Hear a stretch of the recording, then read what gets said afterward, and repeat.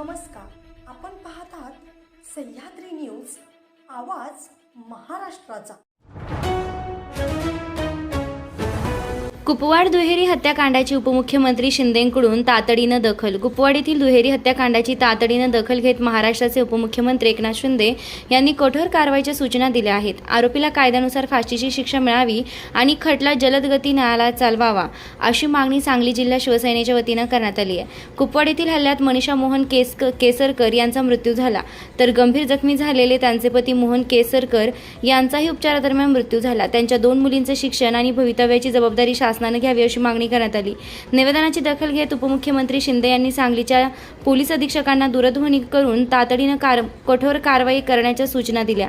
तसेच दोन्ही मुलींच्या शिक्षण व खर्चाची जबाबदारी घेण्याचं आश्वासन दिलं। यावेळी सांगली जिल्हा अध्यक्ष बजरंग भाऊ पाटील, विलास देसाई, जहीरभाई मुजावर, नानासाहेब शिंदे, आशिष साळुंके, डॉक्टर सतीश देसाई, अमोल पाटील, सुरेश टेंगले, अरुण मोरे, दादासाहेब पाटील, ओंकार भोसले आणि समशर नदाफ उपस्थित होते।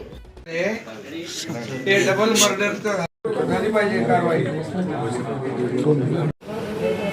आज सांगली जिल्हा शिवसेनेच्या वतीने आदरणीय बजरंगभाऊ पाटील यांच्या नेतृत्वाखाली सांगली जिल्ह्याच्या शिवसैनिकांनी विलास काका देसाई यांच्याबरोबर महाराष्ट्राचे संवेदनशील उपमुख्यमंत्री आदरणीय एकनाथजी शिंदेसाहेब यांची भेट घेतली आणि सांगली जिल्ह्यामध्ये कुपवाडमध्ये जे अमानुष्य प्रकार घडलेला आहे दुहेरी खुनाचा, त्या खुनाबद्दल एकनाथ शिंदे साहेबांना निवेदन दिलं।